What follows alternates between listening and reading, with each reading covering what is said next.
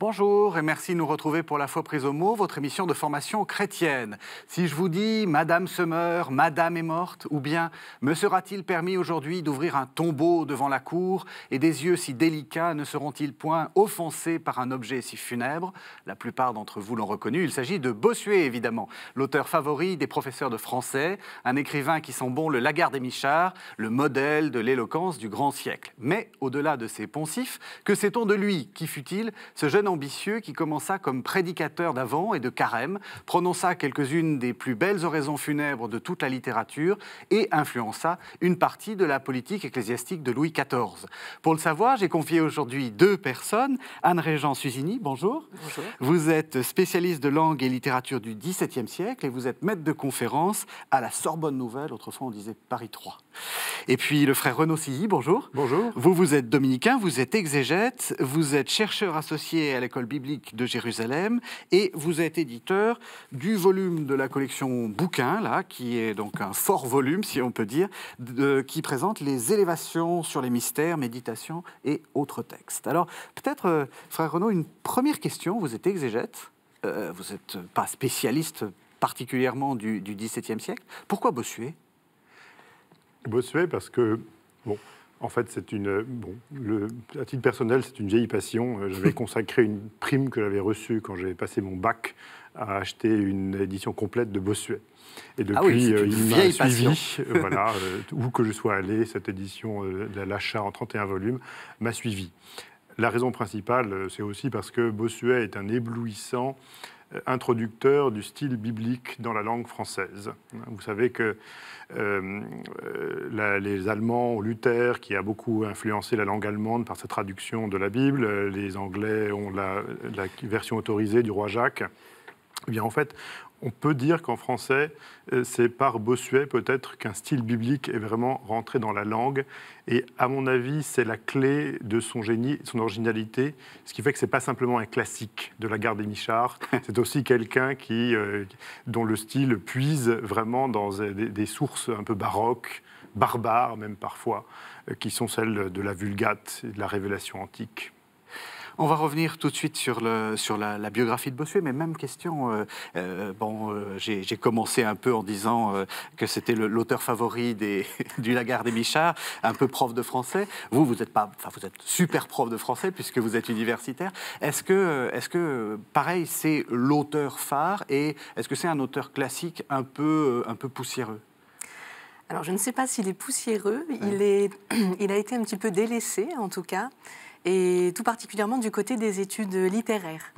Donc, au moment où j'ai décidé de lui consacrer ma thèse, effectivement, ça faisait plusieurs décennies qu'il n'y avait pas eu vraiment de grand travail de recherche entreprise sur Bossuet, et en particulier sur sa langue, sur sa rhétorique. Voilà, et vous diriez que c'est une langue moderne ou pas ? On a l'impression que c'est la langue grand siècle, donc un truc un peu ancien. Enfin, ça sent un peu le côté empesé, quoi. Je dirais que c'est une langue qui allie un ancrage extrêmement fort, en effet, dans la Bible et dans aussi une certaine forme de rhétorique païenne, enfin antique, et qui en même temps modernise cet héritage d'une manière absolument, pour moi, stupéfiante. Et c'est une langue qui est certainement tournée aussi vers l'avenir, un avenir qui est d'abord celui du romantisme, puisque les romantiques ont découvert en lui un styliste sans égal. Et c'est une langue qui peut encore assurément nous toucher aujourd'hui par sa singularité. C'est tout l'ambiguïté de la langue de Bossuet, qui est à la fois emplie d'un héritage extrêmement riche et en même temps extraordinairement singulière. Eh bien, on y reviendra au moment où on parlera des prédications, mais peut-être une première approche. Qu'est-ce qu'on peut dire de la famille de Bossuet, son ascension ? Est-ce que c'était prévu ? Est-ce que c'est quelqu'un qui aurait dû être là où il était depuis le début ? Il y a un peu de ça, puisque de fait, il venait d'une famille de magistrats au Parlement de Bourgogne, qui était également possessionné à Metz, en Lorraine. Et il a reçu une excellente éducation au Collège des Jésuites de Dijon. Et il a ensuite été orienté vers la carrière ecclésiastique. Il a eu son canonicat, je crois qu'il avait 15 ans à peu près, lorsque son oncle s'est arrangé pour lui obtenir un siège de chanoine au chapitre de Metz, en Lorraine. Donc de fait, il a suivi une carrière qui était un peu tracée d'avance. Mais évidemment, le génie n'est jamais tracé d'avance. Ouais. Et alors on continue comme ça, on va aller assez vite jusqu'au Bossuet qu'on connaît. Tout à fait. Il a 15 ans, donc il a quitté son collège des jésuites de Dijon pour être envoyé au collège de Navarre à Paris. Et là, de fait, il a eu des maîtres qui l'ont profondément marqué, en particulier Nicolas Cornet, auquel il a consacré d'ailleurs une de ses oraisons funèbres, qui est un très bon théologien, qu'il a certainement d'ailleurs, je ne dirais pas qu'il a gardé du jansénisme, parce que je ne pense pas qu'il y ait de pente au jansénisme chez Bossuet, mais c'est clair qu'avec quelqu'un comme Nicolas Cornet, il a reçu des vaccins qui lui ont permis de ne jamais tomber là-dedans. Oui. Donc ensuite, il a passé sa thèse. Alors d'ailleurs, il y a une histoire rocambolesque autour de sa thèse qui a été, pour des raisons obscures de politique, refusée à la Sorbonne. Donc il l'a soutenu dans le collège des Dominicains. Voilà, autre lien, n'est-ce pas? Autre lien. Voilà, et donc dans la grande salle où peut-être saint Thomas avait prononcé des cours ou des prédications, que sais-je. Et donc de fait, c'est le collège dominicain qui lui a donné sa thèse en 1652. Et vous voyez, pour corriger le portrait que vous faisiez du jeune ambitieux, je ne suis pas tout à fait d'accord, puisque à cette époque, dans sa période parisienne, il a reçu énormément de sa fréquentation de Saint-Vincent de Paul, qui l'a vraiment profondément marqué, qui lui a instillé un esprit vraiment sacerdotal, et alors que tout lui était promis, il a décidé, après sa thèse, de partir à Metz comme missionnaire dans le style des lazaristes que Saint-Vincent de Paul était en train de mettre en place. Et donc il a passé plusieurs années, de fait, en Lorraine, à prêcher, et vraiment pour lui, il s'y est donné complètement. C'était pas une espèce d'étape transitoire, je pense, c'est vraiment, il avait reçu le modèle du prêtre réformé par l'esprit du Concile de Trente, via Saint-Vincent de Paul, et du coup, il fallait se donner totalement à son troupeau. Cela dit, je suis d'accord avec vous. Saint-Vincent de Paul polarisait l'attention quand même d'une forme d'intelligentsia catholique, donc finalement, les deux n'étaient pas en contradiction, c'est-à-dire je pense que... Je ne sais pas, c'est très difficile de mesurer effectivement les motivations exactes qui l'ont conduit à Metz. Et dans l'ensemble, en effet, je pense qu'elles étaient tout à fait sincères. Mais le fait est que ça n'a certainement pas contredit son ambition et ses ambitions parisiennes. C'est ça, en fait, tout le paradoxe de son parcours, c'est qu'en réalité, finalement, son exil en province n'était pas du tout un exil, ou en tout cas, s'est révélé finalement... Oui. D'ailleurs...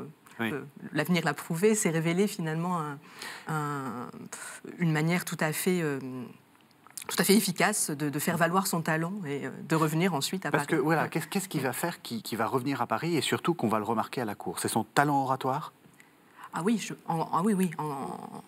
pour l'essentiel, oui. C'est-à-dire qu'il passe d'abord un peu plus d'un an à Paris pendant sa période messine, où il est remarqué, effectivement, par son talent oratoire, puisqu'à l'époque, il n'a pratiquement rien publié, à l'exception du catéchisme, de Paul Ferry, voilà, et donc d'une œuvre de controverse modérée, d'ailleurs, avec les protestants.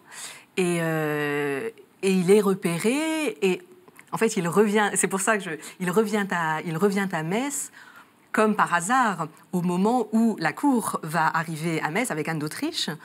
Et alors, certains critiques ont invoqué la Providence, mais je crois qu'en réalité, il y a quand même une relation de cause à effet entre les deux. Il revient parce que la cour arrive, ce qui, après tout, est tout à fait logique, mais c'est ce qui va être, c'est le moment où certainement, Anne d'Autriche, enfin les gens qui l'entourent vont... véritablement repérer ce jeune prêtre, ce jeune prédicateur, et décider de lui confier des responsabilités plus grandes sur la scène parisienne. Parce que justement, c'est une époque où l'art oratoire est vraiment important. Ou est-ce que c'est une légende de la gare des Michards, là encore? Non, je ne crois pas que ce soit une légende de la gare des Michards. Et la prédication est certainement la forme de parole publique, finalement, et de parole éloquente, à laquelle le plus grand nombre de gens ont accès, tout simplement, sous ces différentes formes. Donc, c'est absolument déterminant. Hein. On est à un moment où l'éloquence politique n'a plus vraiment de terrain, finalement, où s'exprimer pleinement. Alors, il y a une éloquence parlementaire, c'est sûr, dont il est d'ailleurs, vous l'avez rappelé, dont il est l'héritier par sa famille. Mais la grande parole publique, me semble-t-il, c'est aussi l'éloquence de la chair. Mais en même temps, vous voyez, on a quand même le sentiment que Bossuet, il n'a pas été, au fond, le prédicateur le plus apprécié de son temps. C'est ça qui est paradoxal, malgré tout. C'est que, pour nous, vous disiez tout à l'heure, c'est le modèle de la langue oratoire. Et en même temps, il a fait évidemment une très brillante carrière, mais en réalité, ce n'était pas le favori du public. Et alors, c'est qui le favori du public ? Il y avait Bourdaloue. Oui, il semble que... Oui. À mon avis, je pense que le public chrétien demande surtout des gens qui lui donnent un certain type de discours auquel il s'attend, fondé dans l'exhortation morale, avec des points aisément discernables, accessibles. Et Bossuet, malgré tout, c'est tellement créatif et tellement foisonnant que je pense que les gens devaient peut-être un petit peu désarçonner quand même quand ils l'entendaient. Alors, il y a sûrement effectivement il y a quelque chose de plus théologique chez Bossuet et de plus certainement moraliste, disons, chez Bourdaloue, bien que les deux soient finalement l'un et l'autre dans des proportions diverses. Mais je crois aussi que, en fait, le parallèle est un petit peu inégal dans la mesure où Bourdaloue a véritablement embrassé la carrière oratoire. Bossuet, on a pu croire à un moment donné qu'il allait consacrer sa vie à la prédication, mais en définitive, ça n'a pas été le cas. D'autres responsabilités lui ont été confiées. Il ne se voyait certainement pas lui-même avant tout comme un prédicateur, et ça a sûrement joué aussi. Alors après, c'est réversible, c'est-à-dire que dans quelle mesure il a justement embrassé une autre carrière parce que finalement il n'était pas numéro 1, disons, dans la chair, mais je crois quand même que les deux personnages ne se situent pas de la même façon par rapport à l'éloquence. Ils ne lui donnent pas exactement la même place, en fait, dans leur trajectoire, finalement. Je pense que quelqu'un comme Bossuet est tellement... le génie est tellement multiforme que du coup, il ne peut jamais se cantonner à une seule forme d'expression. Et on voit bien qu'à l'époque même où il brillait le plus sur la chaire parisienne, dans les années 1660, constamment, il dirige des thèses, il préside des jurys de thèses, donc il avait une carrière académique, universitaire, extrêmement riche, parallèle, et qui d'ailleurs il a mené toute sa vie. Bon, à la fin de fait, il était mêlé avec des grandes controverses théologiques, mais même dans l'époque de la prédication de masse, si on peut dire, il a toujours été lié à son collège de Navarre, à la Sorbonne. C'est intéressant ce que vous dites, parce que c'est vrai qu'on a de Bossuet aussi une image un peu d'abbé mondain qui attend le grand lever, le petit souper, à Versailles, et voilà. Et vous nous en faites un portrait d'un prof de théologie qui a du succès, oratoire, comme vous dites, multiple. Mais alors, l'abbé mondain, alors ça, il faut vraiment absolument se sortir ça de la tête. Alors, ça, ça ne tient pas. Ça ne tient pas du tout. Vraiment, par contre, c'est sûr que par sa famille, par ses convictions personnelles, il avait un très grand sens de la monarchie, bien sûr. Il admirait, je pense, personnellement Louis XIV. Mais en revanche, ce n'était pas du tout quelqu'un qui se fondait dans la vie de cour. D'ailleurs, le carême de Saint-Germain qu'on a publié dans ce volume, est en fait le dernier grand carême qu'il prêche à la cour et qui ne s'est pas très bien passé. La cour, à ce moment-là, était en train de rentrer vraiment dans une frivolité très exacerbée. C'était après la mort d'Anne d'Autriche, qui jusque-là exerçait une sorte de magistère moral qui faisait que on n'osait pas encore trop montrer les débordements, mais à partir du moment où elle est morte, eh bien, c'est là où Bossuet a prêché, et on sent qu'il y a quelque chose de véhément en fait, dans ce carême, lorsqu'il s'adresse aux grands, pour essayer de les rappeler à leurs devoirs, qui montre qu'il ne se fait pas d'illusions sur les gens auxquels il s'adresse. Donc, je pense qu'il est toujours, pour rebondir sur ce que vous disiez, il est difficile de mesurer en fait, l'horizon d'attente qui était celui des auditeurs de pareils sermons. Et donc, il s'attendait en même temps, dans une certaine mesure, aux remontrances, y compris le roi d'ailleurs. Oui, bien sûr. Jusqu'où pouvaient aller les remontrances, c'est toute la difficulté, en fait. Donc c'est très difficile de savoir dans quelle mesure, effectivement, Bossuet s'est tenu dans les bornes implicites qui étaient celles d'une prédication comme celle-là, et dans quelle mesure il les a outrepassées. Mais ce qui est probable, pour revenir sur ce que vous disiez précédemment, c'est qu'en effet, lui se voit vraiment comme un théologien, vous l'avez dit tout au long de sa carrière. C'est une dimension qui est amplifiée par le fait qu'il va être évêque. Là aussi, grande différence avec d'autres prédicateurs. Donc, dès 1670, il est évêque de Condom, voilà. avant d'être évêque de Meaux. Exactement. Et on est quand même à un moment où les évêques vont de plus en plus se définir comme, en France en tout cas, c'est pas le cas en Italie par exemple, mais vont de plus en plus se définir comme des théologiens. Et non pas comme des canonistes, par exemple, comme ça peut être le cas ailleurs. Et donc cette dimension universitaire, disons, elle n'est pas seulement une dimension je dirais de magistère théorique, mais au fond, elle nourrit une mission très pratique, qui est celle du pasteur, en fait, qui est celle du pasteur au sens large, qui est celle de l'évêque. Et pour lui, je pense que c'est indissociable. Et c'est pour ça aussi que ça reste une partie si prégnante dans son identité, telle qu'il la vit et telle qu'il la projette dans sa parole. C'est parce que pour lui, c'est une dimension fondamentale de sa mission épiscopale, en fait. Alors je vous propose quand même qu'on entende le fameux passage de Madame Semeur, Madame est morte. C'est donc l'oraison funèbre d'Henriette Anne d'Angleterre, la duchesse d'Orléans, qui a été prononcée à Saint-Denis le 21 août 1670. Nous devrions être assez convaincus de notre néant. Mais s'il faut des coups de surprise à nos cœurs enchantés de l'amour du monde, celui-ci est assez grand et assez terrible. Ô nuit désastreuse, ô nuit effroyable, où retentit tout à coup comme un éclat de tonnerre cette étonnante nouvelle: Madame se meurt, Madame est morte. Qui de nous ne se sentit frappé à ce coup, comme si quelque tragique accident avait désolé sa famille? Au premier bruit d'un mal si étrange, on accourut à Saint-Cloud de toutes parts. On trouve tout consterné, excepté le cœur de cette princesse. Partout on entend des cris, partout on voit la douleur et le désespoir, et l'image de la mort. Le roi, la reine, monsieur, toute la cour, tout le peuple, tout est abattu, tout est désespéré. Et il me semble que je vois l'accomplissement de cette parole du prophète. Le roi pleurera, le prince sera désolé, et les mains tomberont au peuple de douleur et d'étonnement.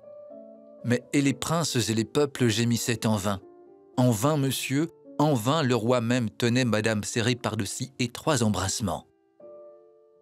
Alors ils pouvaient dire l'un et l'autre avec saint Ambroise: Tringebam brachia, sedjam amiseram, quam tenebam. Je serrais les bras, mais j'avais déjà perdu ce que je tenais. Voilà, donc une belle pièce d'éloquence oratoire. Alors, notre comédien Michel Dargent essaie toujours d'être sur le même ton, quels que soient les textes, pour qu'on puisse les entendre. Donc, il ne met pas le ton, ce qui aurait été d'ailleurs peut-être un peu ridicule, vu le contexte. Est-ce qu'on a une idée du ton de Bossuet? Est-ce que c'était très grandiloquent? Voilà, c'est le mot qui me vient. Parce qu'il y a un petit côté grandiloquent là-dedans. Une idée précise, disons, on n'a pas l'enregistrement, vous allez me dire. Non, pas l'enregistrement, nous n'avons pas non plus de source qui soit extrêmement explicite, en fait, à cet égard, si ce n'est ce qu'écrit son secrétaire et biographe, mais je serais tentée de dire quasi hagiographe, qui du coup, est un petit peu sujet à caution, et par ailleurs s'exprime en des termes assez convenus finalement sur la puissance de l'éloquence, mais ça ne nous aide pas véritablement à cerner ce qu'était le ton. Ce qui est certain, c'est que on entend, il y a une musique de la phrase de Bossuet, une musique de la période, en fait, qui se prête, en effet, à un certain ton. Alors, je ne voudrais pas dire déclamatoire, au sens où ce terme peut être péjoratif, mais il y a en tout cas une attention au souffle qui est tout à fait frappante dans la manière dont il écrit. Et ce qui me paraît extrêmement... ce qui m'a étonnée, en fait, et ce qui continue à m'étonner, c'est que ce souffle-là, mais au sens propre, en fait, cette musique qui accompagne la parole, elle se retrouve aussi bien dans des œuvres oratoires, où là, c'est d'une certaine manière pas surprenant, que dans des œuvres non destinées à la profération orale. Donc il y a une sorte de respiration de la phrase chez Bossuet qui lui vient, en fait, qui n'est pas une construction destinée à un discours performance, mais qui lui est, dans une assez large mesure, naturelle, j'ai l'impression. Oui, en même temps, vous voyez, c'est quand même en langue vulgaire, c'est impressionnant, parce que il s'exprime en français, et avec une puissance d'inspiration, de rythme, de souffle, comme vous disiez, aussi d'imprégnation biblique et patristique, qui fait qu'il nous permet aussi de saisir ce que devait être la grande prédication d'un Basile de Césarée, d'un saint Augustin à Hippone. On comprend comment ces gens-là ont été des gouverneurs du peuple, qu'ils ont lancé aussi des mouvements spirituels et des mouvements de pensée par la parole. C'est-à-dire qu'il y a une fonction sociale, ecclésiale, même politique par certains côtés de l'éloquence, que Bossuet nous permet de toucher du doigt, parce qu'en fait, elle arrive jusqu'à nous en langue française. Alors qu'après tout, nous avons des prédicateurs populaires au Moyen-Âge qui s'expriment en langue vulgaire, mais nous ne savons rien de ce qu'ils disaient, ou pratiquement. On a des sermons universitaires en latin. Là, nous avons pour le coup la langue du peuple, assumée par un très grand esprit, et qui a du coup une espèce de résonance dans l'Église et dans la nation qui est considérable.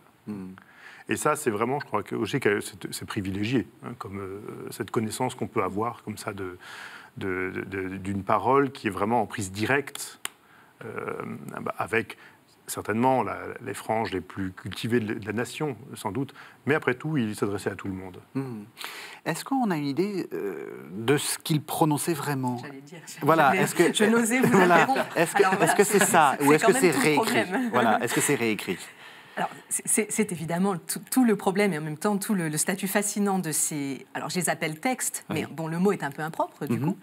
Ce sont des avant-textes, pourrait-on dire, c'est-à-dire, ce sont des textes rédigés pour l'essentiel, je vais essayer d'expliquer dans un instant, avant la profération, avant la performance proprement dite. C'est ce que nous avons, ce qui est une chance immense, c'est extraordinairement rare. Déjà pour le XVIIe siècle, d'avoir des manuscrits qui normalement sont détruits. Donc on a les manuscrits. Nous avons les manuscrits d'à peu près la moitié, on pense, des sermons prononcés. Donc ce qu'il avait sous les yeux au moment où il... Alors, Ou est-ce qu'il les apprenait par cœur? Est-ce qu'il les modifiait? Voilà, il semble qu'il ait eu plusieurs pratiques oratoires au cours de sa carrière. C'est pas la même chose pour lui de prêcher devant la cour et de prêcher devant ses ouailles plus tard à Meaux, par exemple. Donc on a aussi des manuscrits dans des états d'achèvement extrêmement inégaux. Les manuscrits de la fin de la vie de Bossuet, celle où il prêche en tant qu'évêque, sont beaucoup moins rédigés que des manuscrits, bien sûr, de sermons destinés à la cour ou à d'autres occasions officielles. Mais enfin, dans tous les cas, effectivement, l'immense inconnu pour nous, c'est finalement la distance qui sépare ce que nous avons du texte effectivement prononcé. Alors, on a quelques sermons pour lesquels nous avons ce qui correspond au reportationes, enfin à la transcription par des auditeurs. Mais bon, là encore, on est soumis finalement à ce filtre de l'auditeur, puis ça n'est le cas que pour quelques sermons. Ce qui est en tout cas très intéressant, c'est que ces manuscrits-là ont fait l'objet de réemploi, c'est-à-dire qu'on n'a pas seulement des manuscrits autographes, ce qui encore une fois est extraordinairement précieux et rare pour nous, mais Bossuet a réutilisé les manuscrits de sermons antérieurs pour l'élaboration de sermons qu'il a eu à préparer ensuite. Et donc, il y a des strates comme ça dans les manuscrits qui montrent comment un même passage, une même image, etc., peut circuler d'un sermon à l'autre. Et ça, c'est aussi extrêmement intéressant du point de vue de l'élaboration, en fait, de pareils discours. Et par rapport à ce qui a été imprimé, est-ce qu'il y a une différence? Est-ce qu'il se corrige après sur les placards, enfin, pour donner une image encore plus belle de sa prédication? Non, mais lui n'a jamais publié Lui n'a pas ses sermons. Oui. C'est-à-dire qu'il n'a laissé qu'un tas de feuillets avec des corrections, avec des passages rayés, et c'est ces éditeurs qui ont dû comprendre comment fonctionnait la présentation d'un sermon. Ah oui, donc Madame est morte, Madame se meurt, enfin Madame se meurt, Madame est morte. Oui, il n'a pas été publié celui-là? Il a publié les 6 oraisons funèbres des grands, sur les 11 qu'il a prononcées, donc les 6 qu'il a consacrés aux grands. Enfin, on a perdu celle d'Anne d'Autriche, par exemple. Il y en a quand même qui ont disparu. Et puis le sermon qu'on dit sur l'unité de l'Église, qui est un titre ajouté ensuite, qui était un sermon officiel. Mais c'est tout. En fait, il n'a pratiquement rien publié. Ce qui, là aussi, montre bien qu'il ne se voyait pas avant tout comme un prédicateur. Voilà. Il a prêché, je dirais. Ces manuscrits nous sont parvenus de manière quasi miraculeuse parce que c'est son neveu, pour des raisons d'ailleurs probablement moyennement avouables, disons, les a conservés. Mais voilà, oui. Nous avons la chance pour ce prédicateur-là d'avoir un très grand nombre de manuscrits, mais ce n'était pas du tout prévu. C'est un bénédictin du XVIIIe siècle qui a fourni l'édition en 1772, je crois, la première édition des sermons. Autographe. Est-ce que vous avez dit c'est un théologien? C'est quoi la théologie de ces sermons? Ça va nous permettre de faire une transition avec ces œuvres plus théologiques. Est-ce qu'on peut retenir une idée forte ou 2-3 idées fortes, y compris par exemple sur ces fameux sermons ces oraisons funèbres? La théologie de ces sermons, alors, vous voyez, il se nourrit quand même essentiellement de pères, des orateurs, c'est-à-dire de Tertullien, de Chrysostome et de on a vu Augustin, Ambroise, là. Hein, et Ambroise, oui. C'est-à-dire que là, dans les sermons, quand même, il est... il est théologien, je dirais, il exhorte beaucoup quand même. Il est moraliste. Après, il procède à une contemplation du mystère. Moi, je dirais que c'est très augustinien dans son inspiration.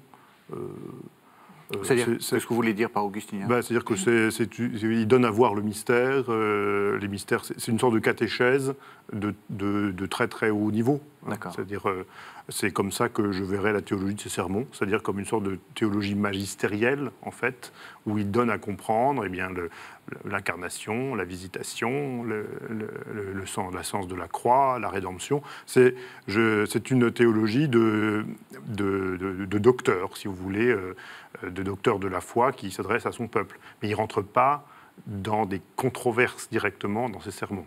Il expose la foi.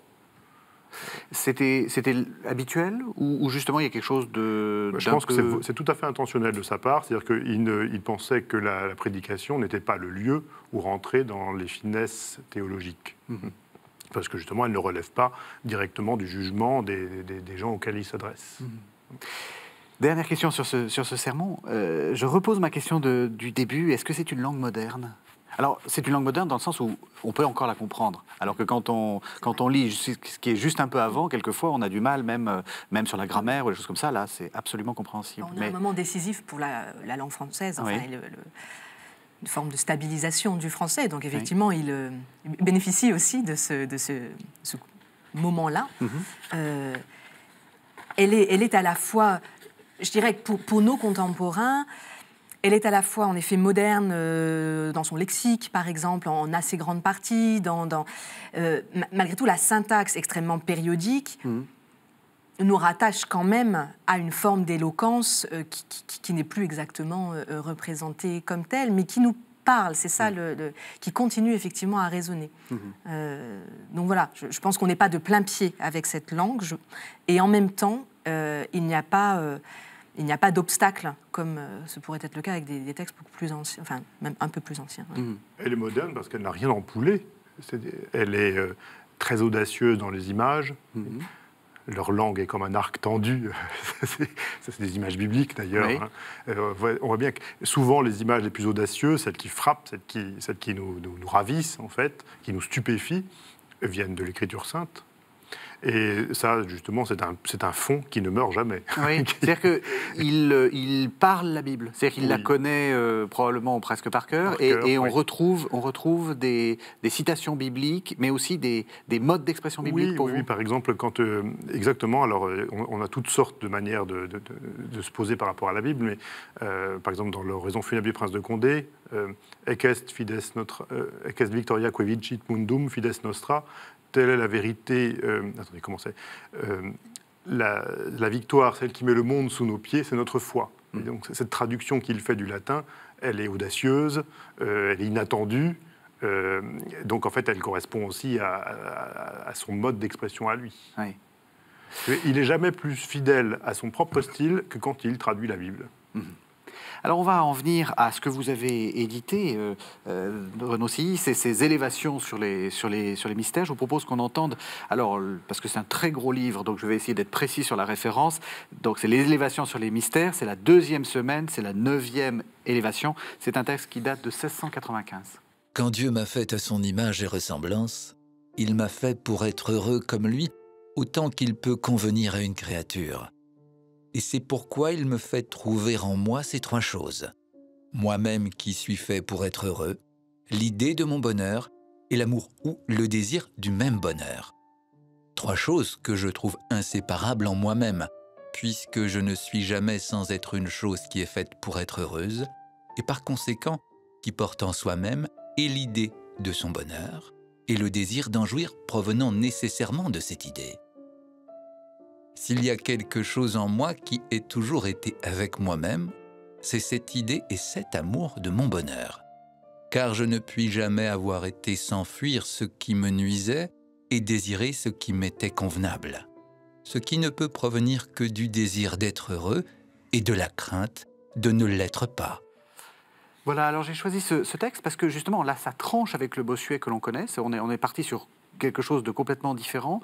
Peut-être qu'on peut faire quelques points biographiques. Donc j'ai dit, il avait été évêque de Condom en 1670, et puis après il devient précepteur du Grand Dauphin, donc du fils de Louis XIV. Qu'est-ce que ça change pour lui? Est-ce que ça change sa position à la cour? Est-ce que ça change aussi sa manière d'écrire ou sa production littéraire?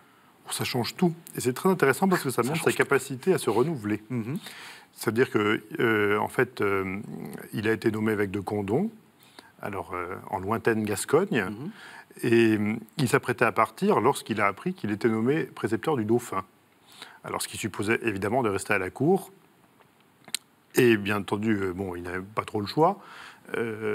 Alors, il a résigné son évêché de Condom, du coup, il ne s'est jamais rendu. Mais le moment qu'il a passé à la cour est tout à fait important parce qu'en fait, il a bénéficié d'une enveloppe quasiment illimitée pour en fait, élaborer les cours qu'il allait donner au Grand Dauphin. Et pour cela, il s'est entouré d'une équipe de chercheurs de premier plan qui se réunissaient une fois par semaine tous ensemble pour mettre en commun le produit de leur découverte. Parce que l'idée, c'était en fait de donner au Grand Dauphin vraiment la substance juridique et historique et culturelle aussi qui constitue le royaume dont il aurait bientôt la charge. Donc, du coup, ils ont été envoyés, compulsés des archives un petit peu partout. Alors, il y a Mabillon a été dans l'histoire, Fénelon, c'est comme ça qu'ils se sont connus d'ailleurs, avec Fénelon, La Bruyère aussi, d'Herbelot, qui était un grand orientaliste, Renaudot également, orientaliste. Et donc, il y a eu toutes sortes de gens vraiment d'une compétence supérieure qui sont allés fouiller des documents de façon à donner à Bossuet une information historique largement fondée. Et donc, en fait, il s'est remis au grec, il s'est remis à l'histoire, il s'est remis à plein de choses. Ça a complètement changé le cours de sa vie, je crois. Oui, oui. C'était, d'une certaine manière, la mission la plus haute qui pouvait lui être confiée. Dans l'esprit de l'époque, c'est vraiment ça, et c'est comme ça qu'il l'a reçu, très certainement. Et du coup, ça a changé tout, oui, je suis assez d'accord. Ça a changé aussi son rapport à la prédication. Il prêche... il n'a plus le temps, en fait. Et il a écrit un certain nombre de manuels à destination du Dauphin d'abord, mais qui, comme d'ailleurs dans un certain nombre d'autres cas, sont aussi ou sont devenus, ou auraient pu devenir, parce que tous n'ont pas été publiés loin de là, des manuels destinés à un public plus large. Et donc c'est une sorte de... je vais volontiers faire quelque chose un peu, une anticipation, mais c'est une sorte d'encyclopédie avant la lettre, c'est une sorte de... où il y a quand même cette volonté moralisatrice. C'est ça, je pense que l'idée n'est pas de faire du dauphin un puits de science encyclopédique, ce qui n'est pas l'enjeu d'une certaine manière, mais bien plutôt de le pourvoir des connaissances qui lui seront nécessaires pour faire un bon prince, pour bien gouverner son royaume. Ce qui ne sera pas, on le rappelle, puisqu'il meurt en 1710 ou 1711, donc avant son propre père, et donc il ne sera jamais roi. Tout ça pour rien. Tout ça, oui. Pas pour rien, puisque du coup, on a quand même sorti le discours sur l'histoire universelle. Exactement, il a publié de son vivant, pour le coup. Lui qui a finalement assez peu publié de son vivant, a publié de son vivant, et même plusieurs éditions, de son discours sur l'histoire universelle, preuve qu'il lui voyait une vocation plus large. Oui. Et au fur et à mesure, ce discours est devenu notamment une sorte d'arme dans sa controverse contre Spinoza, contre Richard Simon, enfin contre justement, un certain nombre de... Venons-en à ces controverses, parce qu'il nous reste un quart d'heure. Qu'est-ce que l'on peut dire, quelle est la théologie de ce discours sur l'histoire universelle? Parce que là, on sent qu'il y a quelque chose d'assez central chez lui. Et en quoi il va s'opposer avec une partie de la science, des scientifiques de son temps? Le discours sur l'histoire universelle, c'est en fait... c'est une sorte de reprise de la Cité de Dieu de Saint-Augustin. C'est-à-dire, c'est l'idée que la Providence gouverne l'histoire du monde à travers l'élévation et la chute des empires, et que du coup, même si le monde semble aller à un train qui n'est pas toujours égal, il est toujours dans la main de Dieu. Et en fait, ce qui est fascinant dans ce discours sur l'histoire universelle, c'est que Israël occupe le centre de l'histoire. Et ça, le rapport de Bossuet avec les Juifs est d'ailleurs tout à fait intéressant. Il y a des controverses, bien sûr, mais c'est des choses remarquables. Israël est au centre de l'histoire, puis l'Église, et spécialement l'Église de Rome. Et donc, stat crux dum volvitur orbis, la croix reste stable, tandis que le monde, lui, tourne. Qui est la devise des Chartreux, qui n'est pas la devise de Bossuet. Voilà, mais c'est quand même, il y a quelque chose dans ce discours sur l'histoire universelle de fascinant, ce monde qui, alors que nous-mêmes, nous le voyons aller dans des cas est toujours dans la main de Dieu. C'est une conception qui est fondamentalement providentielle de l'histoire. Et c'est là son grand intérêt. Alors, ce qu'on trouve aussi chez lui, par exemple, c'est une sympathie toujours curieuse pour les autres cultures, par exemple. Oui, dans une certaine limite, parce qu'il y en a quand même beaucoup qui ne sont pas représentés du tout dans le discours sur l'histoire universelle. C'est ce que lui reprochera Voltaire, quand même. C'est une histoire universelle où il a oublié l'univers. C'est ce que dit Ramon. Donc, oui...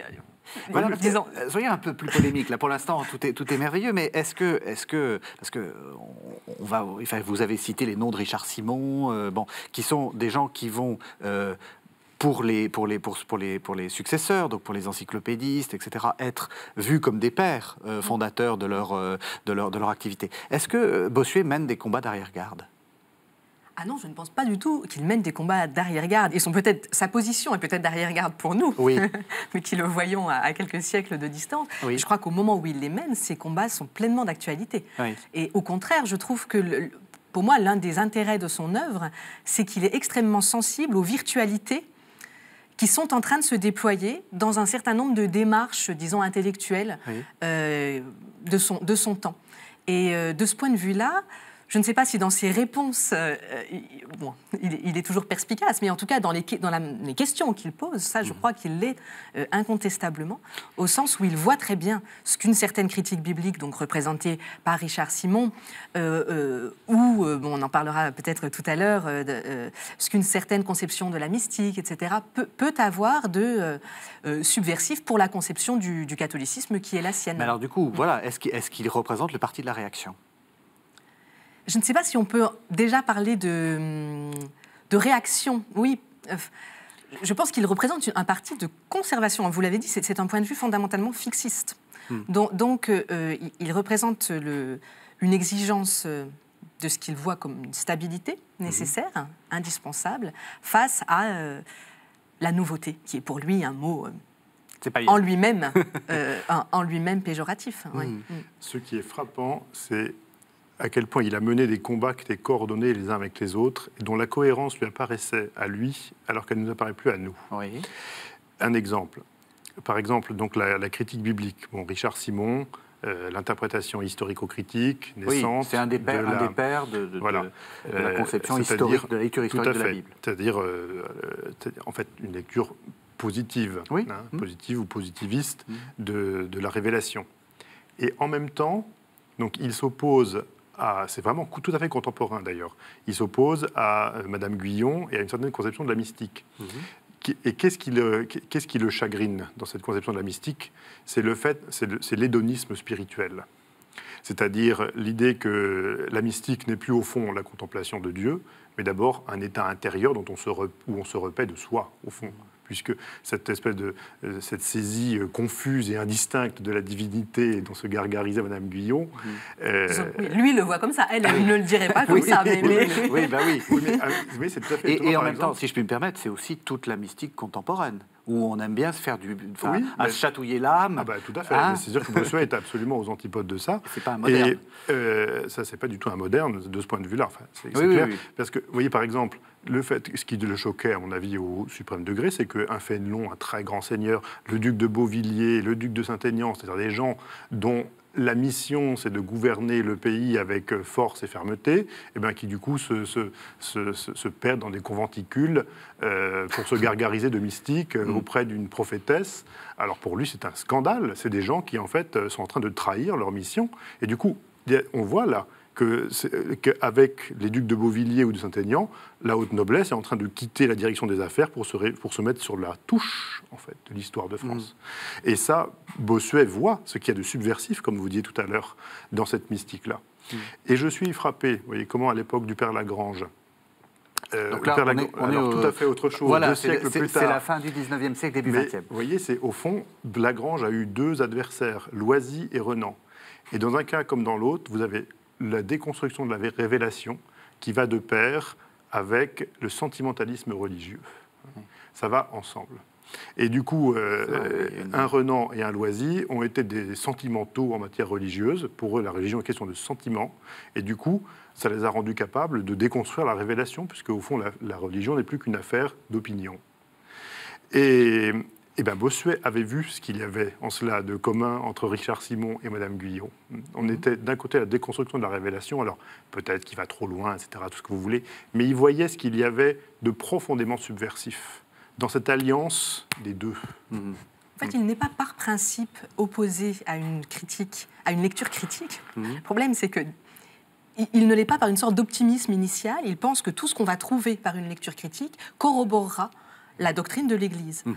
Quand il commence à prendre conscience que ce n'est pas le cas, là, en effet, se pose une question qui est plus, à mon avis, plus qu'une question, disons, d'hédonisme, par exemple, concernant la mystique, ou de confiance faite à la raison, une question d'autorité. C'est-à-dire que pour lui, le grand problème, qui est certainement commun, en effet, à ce qu'il appelle la nouvelle mystique et à cette lecture critique de la Bible, c'est que ce sont des manières de court-circuiter, il les voit comme des manières de court-circuiter l'autorité ecclésiastique, ce qui pour lui est pour le coup inacceptable dans la mesure où la tradition et l'écriture sont indissolublement les 2 sources de toute vérité.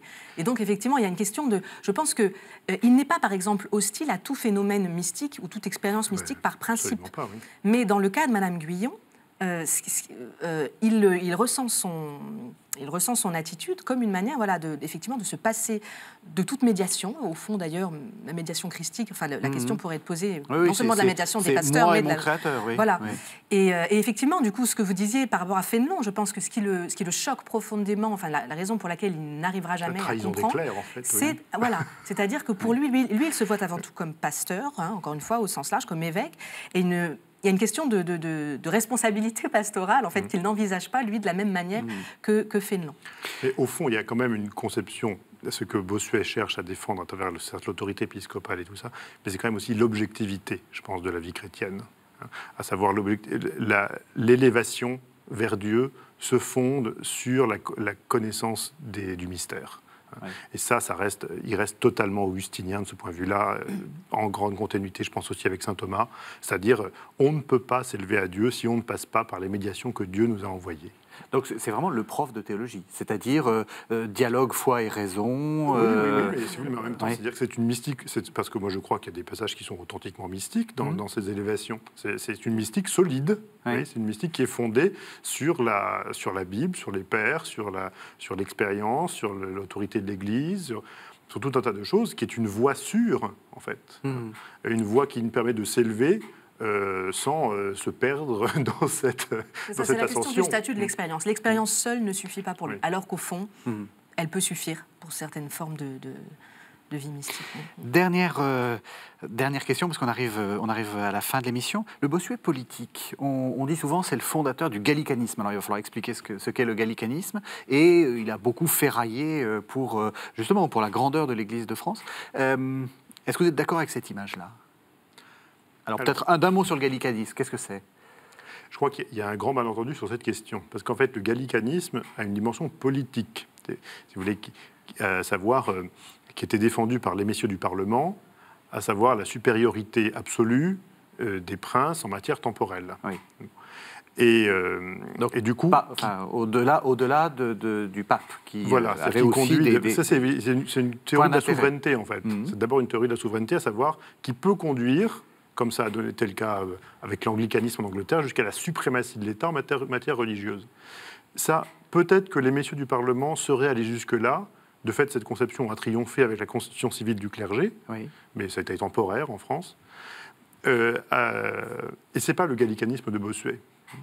Le gallicanisme de Bossuet n'est pas nourri d'une théorie politique et juridique sur les rapports entre l'État et l'Église. C'est pour ça qu'il y a un malentendu sur le sujet. Son gallicanisme à lui est un gallicanisme religieux qui est fondé, comme toujours chez lui, sur la connaissance des sources, à savoir la profondeur de l'immixtion du catholicisme dans le royaume de France.